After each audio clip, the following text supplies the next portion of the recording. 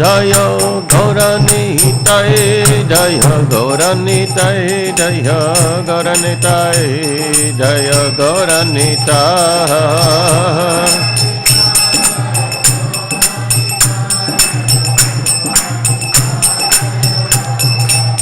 Prabhupada, Prabhupada, Prabhupada, Jai Jai Prabhupada.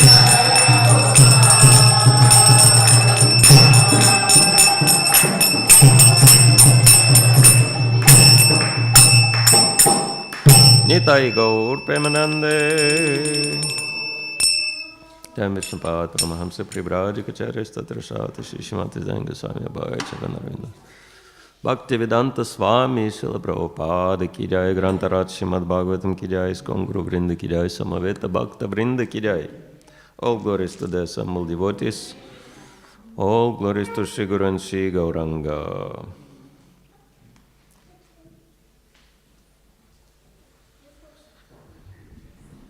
Om Gyantimirandasya Giranjana Shalakaya Chaksharan Miritam Yana Tasmai Shri Gurave Namaha Shri Chaitanya Manobishtam Stapitam Yena Bhutale Swayam Rupa Kadam Mayam Daliti Svapadantikam Vanchakavatarubhyascha Kripa Sindhumevacha Patitanam Pavanebhyo Vaishnavebhyo Namo Namaha. Shri Krishna Chaitanya Prabhu Nityananda Sri Advaita Radha Shivasati Gaur Bhakta Vrinda. Hare Krishna Krishna Krishna Hare Hare, Hare Rama Rama Rama Hare Hare. Bhai Mahatprema Pravibur Nirmaya Kshete Yadamusha Purusha Bhakta Guna Sudasa Sadasmaka Yalang Krishishta Bhagavan Vacham Sime. Om Namo Bhagavate Vasudevaya.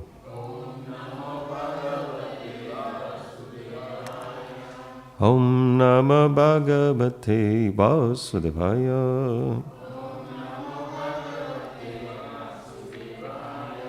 Om Namo Bhagavate Vasudevaya.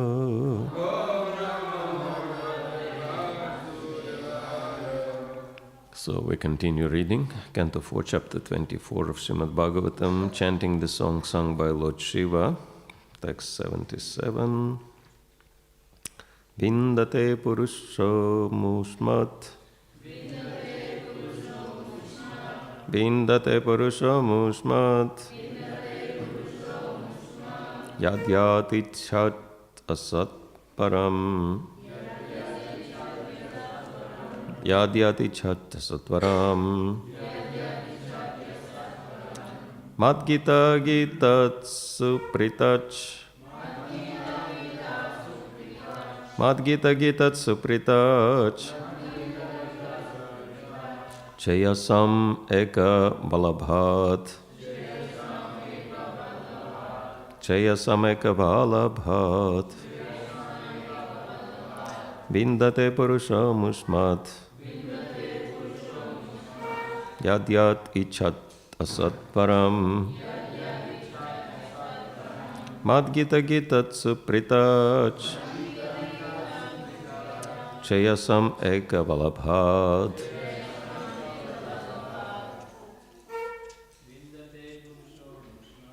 Vindate Purusha Musmat.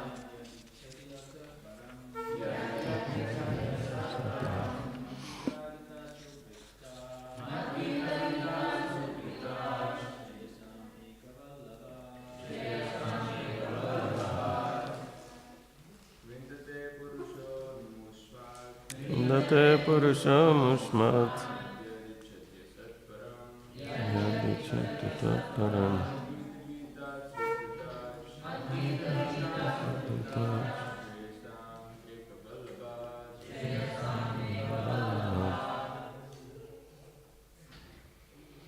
Ladies, please. Vindate Purusha Musmat.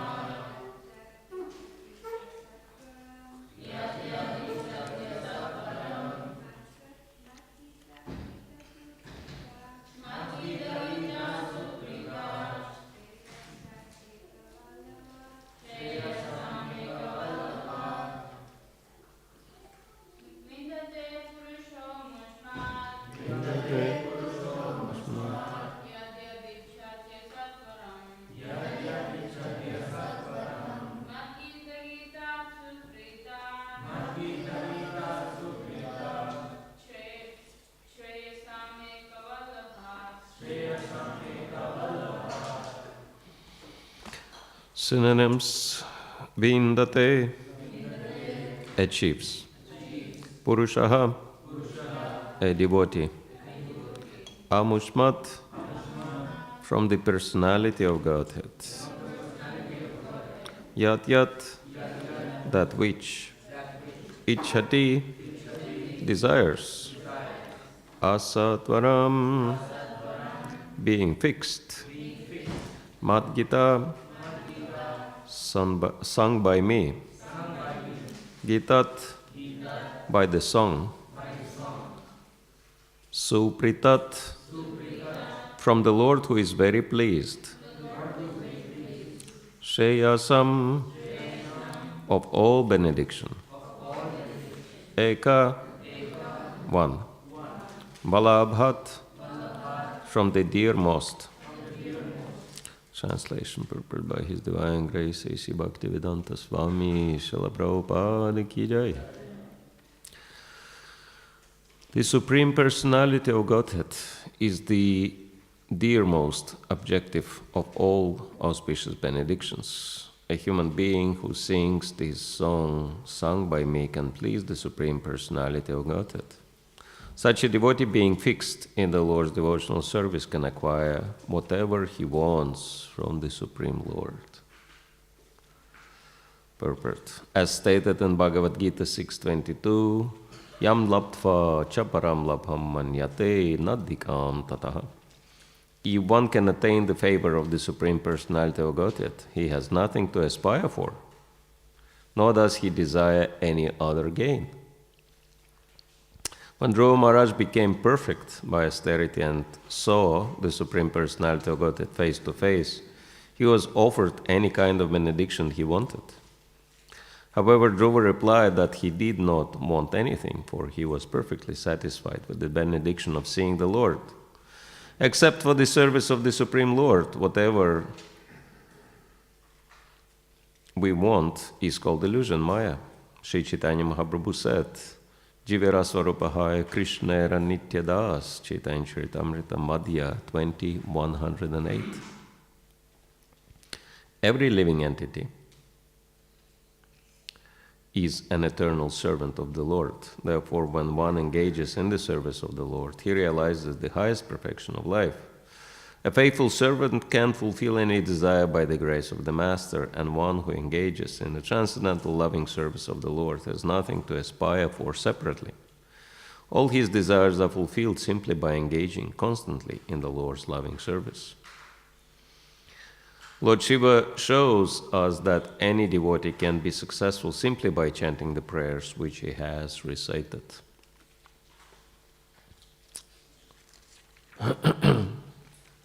Vindate purusho musmat yadyat ichat asatvaram madgita gitatsu pritach chayasam ekavalabat. The Supreme Personality of Godhead is the dearmost objective of all auspicious benedictions. A human being who sings this song sung by me can please the Supreme Personality of Godhead. Such a devotee being fixed in the Lord's devotional service can acquire whatever he wants from the Supreme Lord. So this is another Palashruti, which is very traditional. Palashruti means the fruit or the result of hearing certain pastimes or certain passages from the scripture. It explains what will you get from it, right? Because whatever we do, it's a kind of natural question, what will I get from that, right? And so this is the result, one of the results, multiple results, but probably this is the one which encompasses everything. Desires will be fulfilled. And it's very interesting how Krishna consciousness works. That we have so many desires when we start the process of Krishna consciousness that probably if all of those desires would become fulfilled, it would just we would just burst. It would just tear us apart. All those desires, right? Because, material mind is so crazy, and it has so many conflicting desires, actually. Right? And so, if all our material desires would be fulfilled, it would be crazy. I mean, in fact, the machinery of karma in the material world is just to fulfill people's material desires. And actually, something which makes people miserable is just another fulfillment of their desire. It's like an example that we are naturally hankering for attention, appreciation, service, right? But in order to get all this, in order to get attention from other people, in order to get appreciation, in order to get care, service, and all these nice things, one has to qualify oneself. One has to develop certain qualities, right? And that is something which requires a lot of work. And discipline and many other things. And this is something not everybody is interested to do. But actually, what is the prayer? Prayer is an expression of a desire, right? So actually, whatever desire we have, factually, this is already a prayer to the Supreme Lord who is in the heart, even if we don't express it verbally. So whatever the desire is, that's our prayer to the Lord, right? And the stronger the desire, the more persistent is the prayer. And so, just imagine, like one is constantly petitioning the Lord in the heart, Paramatma, please, I want attention from other people. I want their care. I want their sympathy. I want their service. And Paramatma says, fine. You have to, follow certain discipline, purify yourself, etc., etc. Serve others, help others, etc. No, I don't want. I don't want to work on myself. I don't want to follow any discipline. I don't want to purify myself. I don't want to serve others. I just want for me. And you are the Supreme Lord. You have to fulfill my desire. And the Lord says, okay, fine. We'll have an option for you. That's called, you can get it on credit. Yes, sure. Let's do it. And then this man is driving somewhere and he gets into a horrible car crash. He survives it, but then he's lying in a hospital bed, all the bones broken, and he's on this, what you call it, stretchers or whatever. They keep your leg or hand hanging because you can't even put it on the hard surface, etc. And moaning and groaning and suffering in there. And yes, that's it. You cannot do anything for yourself. People are serving you. You get a lot of sympathy from people and a lot of attention. Oh my God, even like medical practitioners, they come and say, wow, how this guy survived. That's amazing, right? So, yes, Paramatma fulfilled your desire. What are you complaining about? You got everything you wanted. So that's really important for us to understand that every single thing which is happening with us in this lifetime is nothing but the fulfillment of our desires. But because our desires are so crazy and we don't even know what we'll have to face when that desire will be fulfilled, we're suffering in this world. So, the cause of suffering is our own foolishness, is our own ignorance. And that's why the Lord is so merciful. And He's trying again and again, personally, as Krishna, when He spoke Bhagavad Gita, or through His representatives, as He does that through Lord Shiva or other great saints and sages. He's trying to impart knowledge upon us, to help us understand what the hell is happening with us. And why are we trying so hard to be happy, and then we face misery again and again. And so, actually, it's very interesting that when we come across devotional service, it's really causeless mercy, and we cannot even realize how fortunate we are. Because what's happening, the Lord is so kind, He is purifying us of all these crazy conflicting desires in our consciousness. And so it's really amazing that, at least myself, I'm noticing that the further it is in devotional service, the more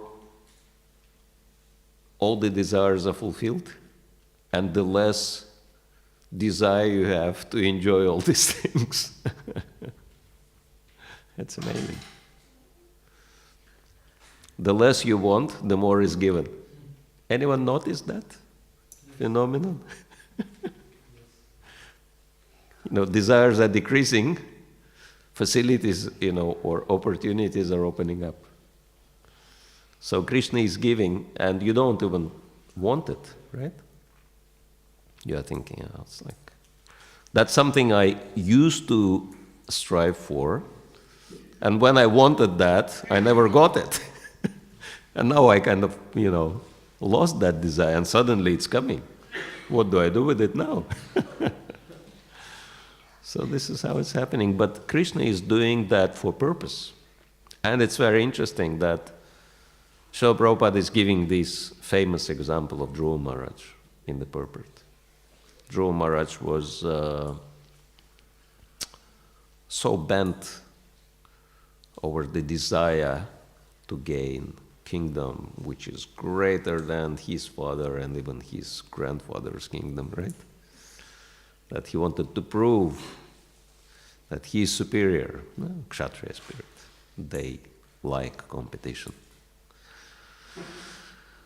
And then, as we know, he followed the process of bhakti, which was given to him by Narad Muni, and when he finally achieved his perfection, through a lot of rigorous discipline, like withholding your breath for 6 months, my God. Can't even imagine, right? How that's possible. But, that's real Kshatriya spirit. Either victory or death. There is no third option, right? And so, because he followed everything very strictly, he got the darshan of the Supreme Lord. And then the Supreme Lord appeared in front of Dhruva and he said, anything you want, Dhruva. And of course the Lord knew very well what Dhruva wanted, right? Dhruva didn't have to kind of reiterate that. It was already known to the Lord. So the Lord was saying, yes, sure. Please ask. Now you've done everything, please ask. What do you want? And then Dhruva Maharaj says, as Prabhupada famously points out, no, I'm not interested in anything. Because now I've realized what a foolish desire I had. Kingdom, all these things, material things. The only thing I want is your service. And the Lord said, very good. You don't want kingdom, you don't want to be a king. Now you become a king. For how many? 60,000 years, 36,000 years? Huh? 36,000 years. Long time, my God. Same thing happened to Prahlad Maharaj. Prahlad Maharaj also, after he got the darshan of Lord Nrsingadev, and offered his prayers, and in his prayers he very clearly says that because Nrsingadev told him, my dear Prahlad, it's my eternal pastime to fulfill all the desires of all living entities. Krishna really enjoys that, fulfilling the desires, taking care of his children. And so he said, you really pleased me with your service. I want to fulfill any of your desire. What do you want? And Prahlad Maharaj says, I don't want any material things. I don't want this kingdom. I don't want power. I don't want wealth. I don't want fame. I have seen what kind of result it brings to because this is what my father used to have, right? My father used to have it all. And this was the result, so I'm not interested. And then what Nrsingadev says, very good, you become the next king. So, Arjuna, another example, right? In the beginning of Bhagavad Gita, he says, Kim no rajena Govinda, kim bhoga jivitenava. I'm not interested, O Govinda, in this kingdom, in all material sense gratification, bhoga, if I have to kill for that my relatives and my superiors and so many other people. And then Krishna is telling him a little bit later, in the 11th chapter, that this kind of protest Arjuna brought about in the first chapter, but then 10 chapters later, after explaining to Arjuna so many things, what Krishna tells him, Tasmat tvamutishta yasholabhasva jitva shatrun bhungshvarajam samritam mayavati nihitam purvameva nimittam matram bhavasavya sachin. This is 11:33. Very easy to remember. 1133. And so Krishna says, Arjuna, get up. Actually, utishta literally means wake up, right? Wake up means you're in illusion. Shed this illusion off. Utishta, tasmatva mutishta, yasholabhasva, you become famous. Jitva shatrun, conquer your enemies, and bhungshva rajam samridam, and enjoy flourishing kingdom. All your enemies already killed. I already arranged everything. Nimitta matra bhavasavya sachin. You just have to be an instrument in my hands. So very surprising, right? Seems to be something very unjust on the part of the Supreme Lord. Those who strive, they never get. Those who don't want, they get everything. Why is that? Devotees who have no material desires, Krishna tells them, no, you have to have all these things. You have to have power, you have to have fame, you have to have wealth. And those people who, kind of kill themselves for these things, they get nothing. Or if they get something, they, are totally miserable. But devotees, they get all material facilities and they can actually enjoy it. It's very interesting when Bhavananda Prabhu shared how Prabhupada gave him his name, Bhava Ananda, right? And he was very happy when he heard this name because Bhava means preliminary stage of prema, right? And Ananda means bliss. So bliss of Bhava, he was thinking, this is the meaning of my name, one who enjoys the preliminary stage of love of God. And he told that to Srila Prabhupada. Thank you, Prabhupada, such a nice meaning of the name. And Prabhupada said, no, the meaning of your name is different. Bhava means ocean of material existence. And Ananda means one who enjoys. He said, Srila Prabhupada, what kind of name you gave me? One who enjoys in the material world? Prabhupada said, yes, devotee is the only one who can enjoy in the material world. Everybody else cannot, but devotees can enjoy even in the material world. So then the question is why Krishna wants his devotees to have everything? Anyone wants to? Yes, because devotees will use it for Krishna. And in this way, yadhatar or mulinishachanana tripyanti tatskanda bhujapashakam, that by watering the root of the tree, the entire tree will get the benefit. So by using everything, by using all of the Lord's opulences in the Lord's service, the devotees will benefit the entire world.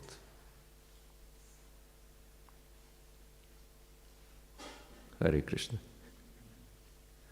So, any comments, questions, complaints, suggestions?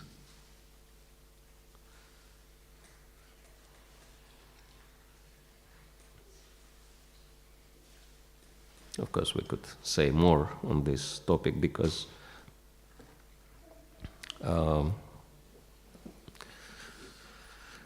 this verse is making very powerful statement that Lord Shiva says, such devotee being fixed in the Lord's devotional service can acquire whatever he wants from the Supreme Lord. And it's very interesting that devotees, they don't want anything for themselves, right? Devotees. Nishkama, they have no desires. They are devoid of all desires. And again, for us, a perfect example, perfect model is Srila Prabhupada. And he never had any desires for himself. He was born in a pure Vaishnava family, so his whole life was just dedicated to the service of the Supreme Lord. And even when he was running his business, it's interesting, right? He didn't even had desire to marry. His father told him, you have to marry. And then he said, these two girls you can choose from. And one was more attractive, the other one was less attractive. And Prabhupada said, which one I should marry? Which one I should choose? It's like his father gives him choice, but he still is asking his father, which one should I choose? And Gaur Mohandas says, you choose the one which is less attractive, it will be easier for you to get sannyas. And he follows his father's advice. It's like mind-blowing, right? It's only possible if someone has absolutely no desires for anything, right? Just purely does everything as a service for Krishna and for Vaishnavas, right? And then runs his business, and then his purpose, and it's been predicted in his chart, right, that he would become one of the wealthiest people in the world or in India. And then counting on that prediction, he started his business to make money. Why? Not to enjoy his own senses, but to support his Guru Maharaj's mission, right? Because if there is plenty of money, you can do a lot of things for Krishna. If there is no money, what can you do? Just sit somewhere in the corner and chant Hare Krishna, right? Maximum, you can only benefit yourself. You cannot do much for others. And so, yeah, he understood that Lakshmi is meant in the service of Narayan, and he tried very hard to get a lot of Lakshmi so that he could give it in the service to his Guru Maharaj. He wanted to use it for the mission. And he struggled so hard, and he was hardly getting anything, right? Because Krishna had another plan for him. And then, so we can understand that he never really wanted anything for himself, and he was not even attached. That when his business collapsed, he was even laughing. He said, "Oh, Krishna, he's always doing that." Always stealing things. So that's his mercy. And then his desire was his spiritual master's desire. And what was his spiritual master's desire? That's Krishna's desire, right? To liberate the entire world. To make sure that the whole world is glorifying Krishna. And so, Srila Prabhupada, being affected by this strong desire of his spiritual master, he was thinking, scheming, how do I make the entire world Krishna conscious? And so he figured out, okay, I need to connect to those people who have the greatest power, the greatest influence. So which country? America, right? Why did he choose America? It was so hard for him to get to America. It took him more than a month. He could get to London following in the footsteps of his godbrothers in quite a short time. So, but he didn't go there.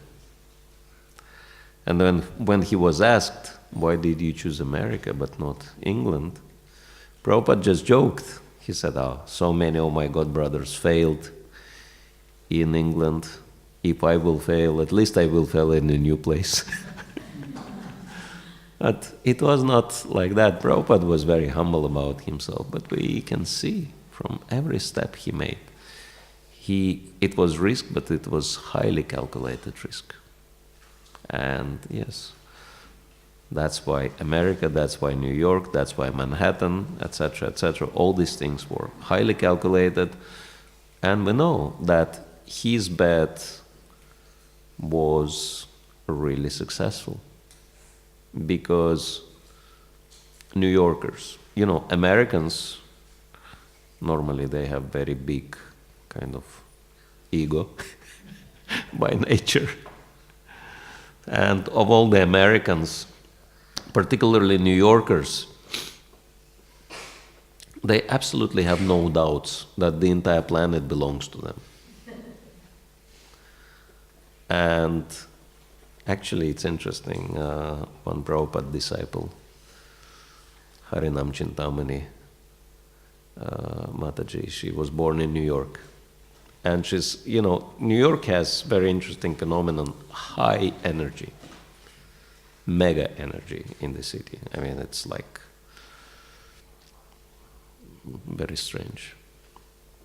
And so people have power. New Yorkers have special powers by nature somehow. And she says the whole city is standing on some kind of special plate, granite plate or something, which emanates energy. And so that energy is charging everyone. who lives there. But I mean, you can see for yourself that so many New Yorkers, they are really going global and they are like high-level achievers, right? Super ambitious people.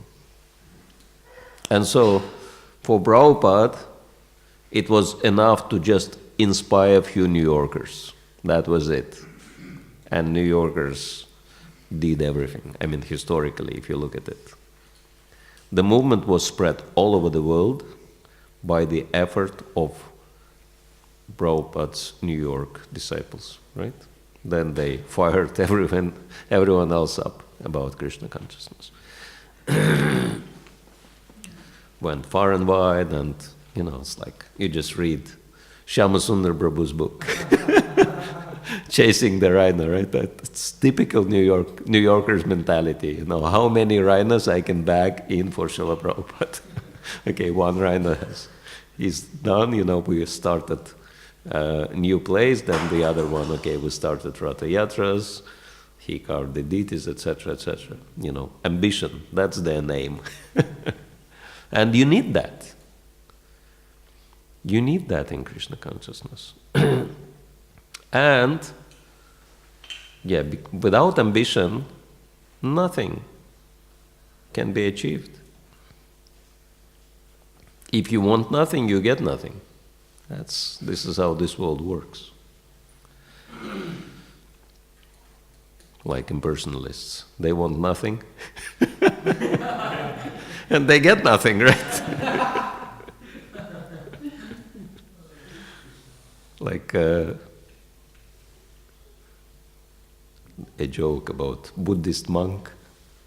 What the Buddhist monk says when he comes to pizza parlor. Make me one with everything.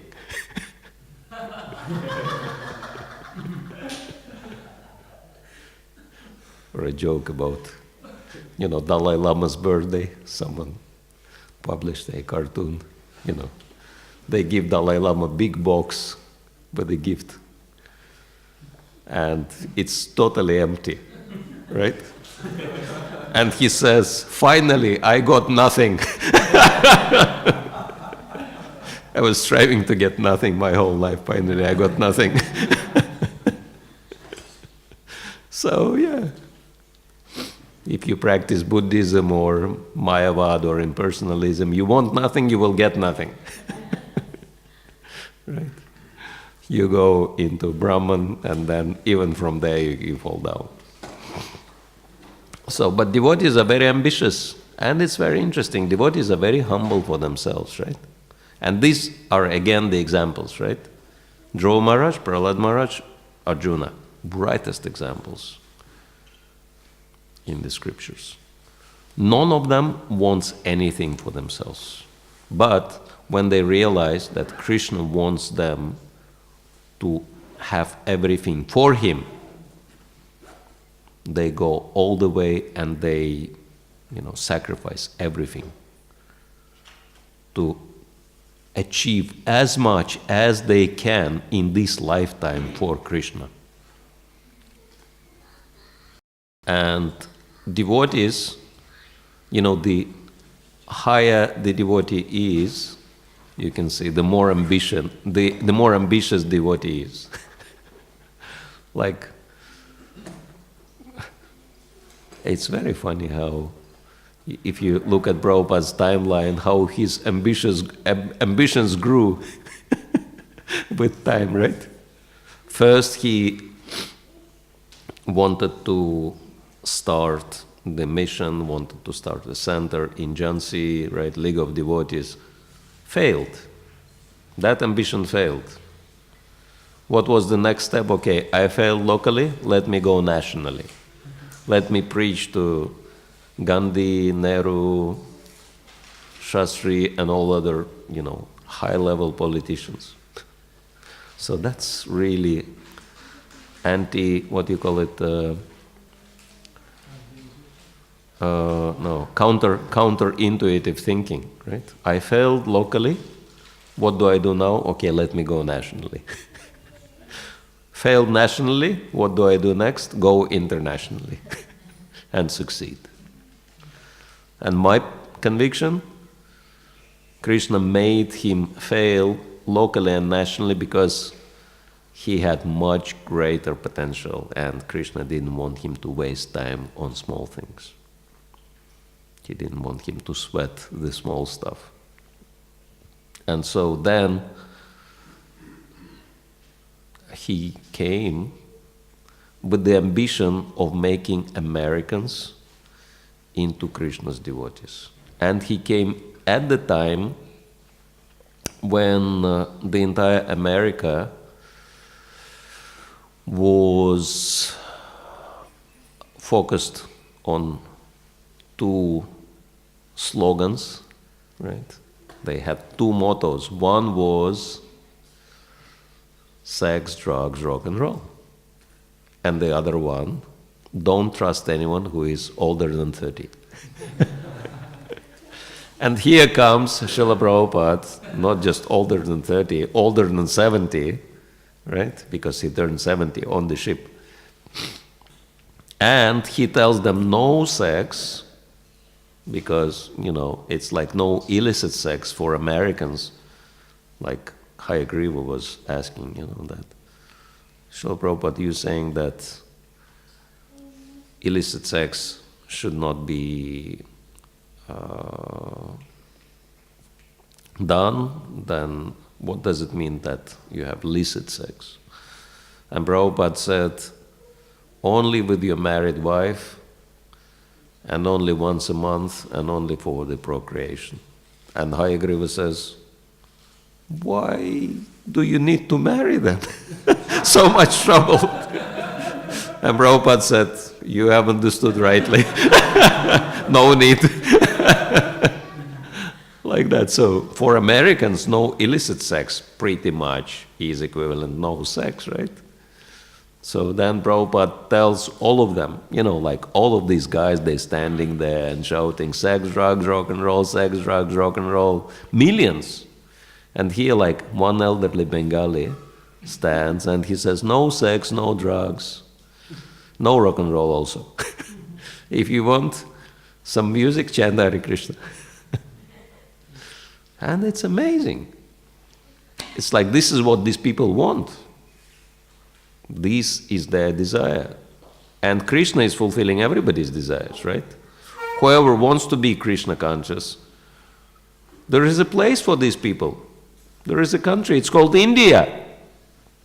India is so full of holy places, and whoever wants to be Krishna conscious, that's the best place to become Krishna conscious, right? But those who absolutely don't want to be Krishna conscious, they go as far as from India as possible geographically. And where is that? You take the measurements. It's America. America is the totally opposite place to India geographically, right?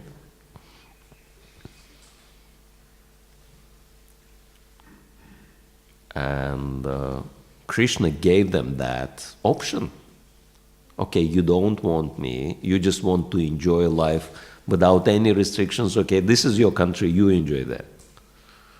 And then Prabhupada goes there and he tells, okay, now you have to become Hare Krishnas. And for Krishna it's like confusing, right? What he is doing? I gave this country to the people who don't want to become Krishna conscious. Now he comes and he wants them to become Krishna conscious. How that will work out?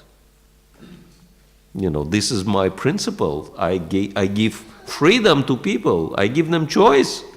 And he wants to go against their choice. And then Krishna sees that this devotee is not giving up. He is ready to die, but he is not going to turn his back. So, and he's very sincere, and he actually tries to do what I really want. Okay, let me go against my own, setup, and help him to influence those people and make them Krishna conscious. That's amazing. That Srila Prabhupada had a desire which was completely opposite to the desires of all of these millions of people, right? And Krishna fulfilled his desire. So that's the power of the devotee. That's the ambition of the devotee. And so Srila Prabhupada is a perfect role model for all of us to understand and follow in his footsteps. So, any questions? Yes? Now you spoke about how as devotees we should desire, we should be ambitious in our life, and we are trying to preach. We have the desire to make the other person devotee. But then on the other side, they're so ambitious and their desire is not to become devotee and to enjoy the material world.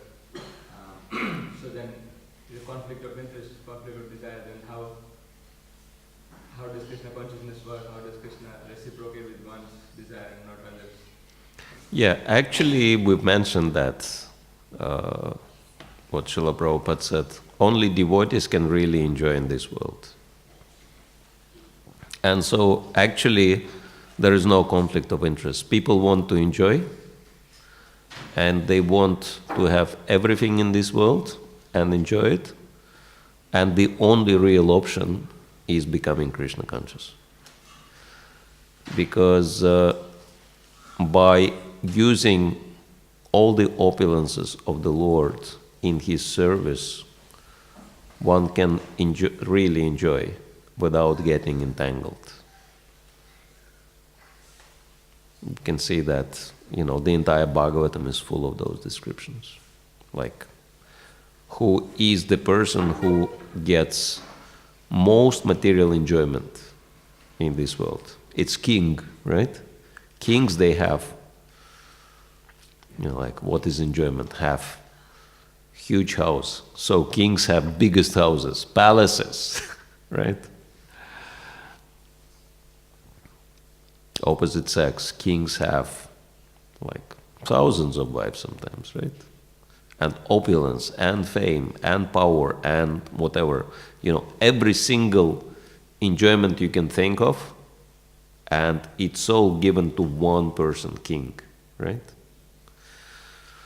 And who are the most outstanding examples of the Vaishnavas described in the Bhagavatam? Kings, right? Vaishnava kings. But they were Raja Rishis, and that's why they could actually enjoy in the material world. And so you can see that what's the greatest ambition of people in the Western world? Whom are they trying to emulate? Kings, right?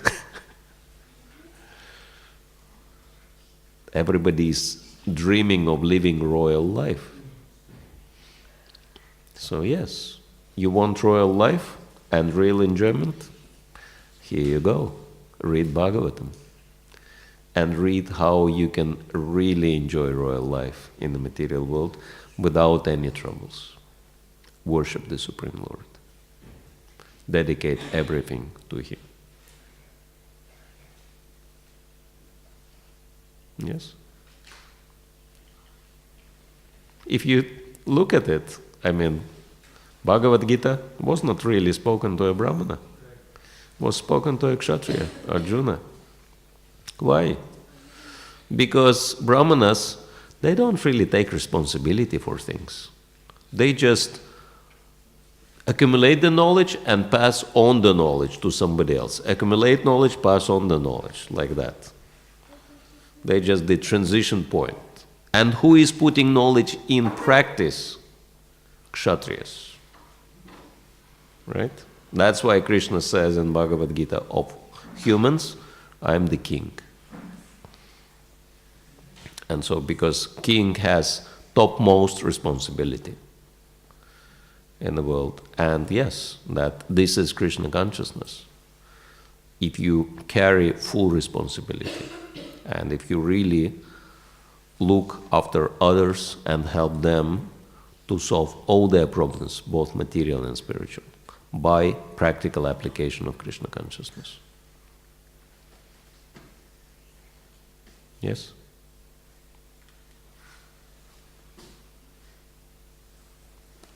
Hare Krishna. Anyone else? Yes? Life is so fast, and when we have desire, we chant nicely, we serve the deities, bathe them nicely with our heart and feeling. We don't have that much time, so it's always cut to cut. So, like I found, talking about myself, I have a desire to serve nicely with my heart, connecting to the Lord, chant nicely, and cook. It's always so much, in a rush because we are the time is like it's so less and so many things at that much time. So I don't know what now I feel that maybe this desire is satisfied when I go back to body after many months. Because I can't see that happening and the way things are going. So I don't know whether we have the desire. Krishna is seeing and does he accept the service which is done in so much rush? Although we do have the desire, but we're not able to chant with focus because there's so many things happening in the mind, so many things to do, and any service we want to do with the heart, but we are not able to do because of our, I don't know whether it's mind or just a past karma which is making us bound by so many things happening. So does he accept it in a proper, in a way which we want to give, or we think, oh, this person is doing it rush, but although we have the desire to serve nicely, but we are not able to. Well, of course, Krishna is accepting our intentions rather than physical things,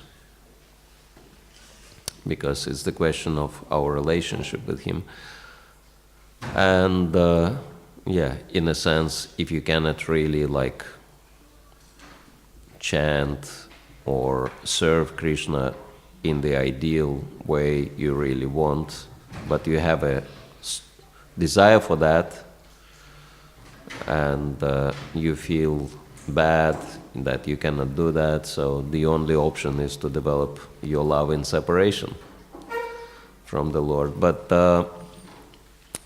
I do feel that it doesn't have to be like that for all the devotees, and we can understand that it is only due to the fact that devotees are involved in this modern day slavery, which is called job, which is very hard work, takes a lot of hours, and only gives us enough to maintain ourselves, and we cannot stop that.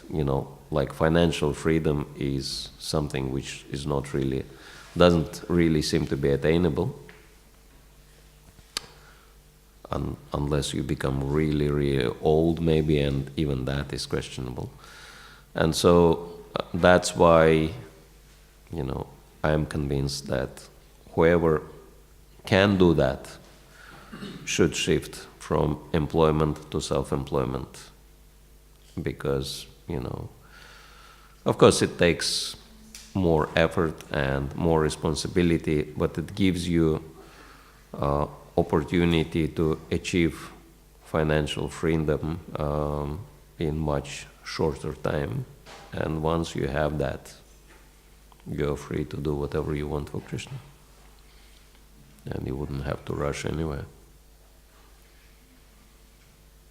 I was thinking this morning whether Krishna accepts sometimes, or maybe we are not even fit to offer to him because he is the topmost personality, and I'm thinking I'm not. And then I remembered about 1 year when I went in my country, and it was like minus 20, minus 30, and they did not have much vegetables, they didn't have anything, and I had already offered bread, I didn't have anything to offer, so I was thinking I needed something warm, like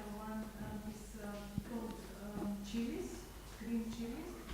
I was thinking I need that to warm a little bit, and I was thinking how I'm going to offer this, and I did not have even proper food, bowls, because everything was contaminated, my family was eating meat, I couldn't even cook, so I was thinking I'll offer in my cup, and I was thinking, sorry Krishna, this is not offerable, I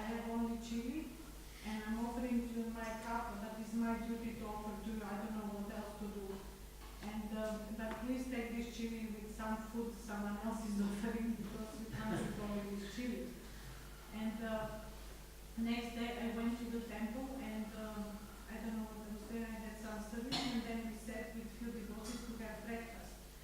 And one of the devotees, he started, I didn't tell anyone about that chili, and one of the devotees started telling the story while he was serving the prasadam. He was saying how Mother Yashoda was chasing Krishna and he was running everywhere in the courtyard, red in the face. And he said, you know what happened? He was eating only chilies. And I was like, oh my God, he has accepted these chilies. And he's telling me he got really hot because of eating these chilies. So I was kind of convinced that he really accepts.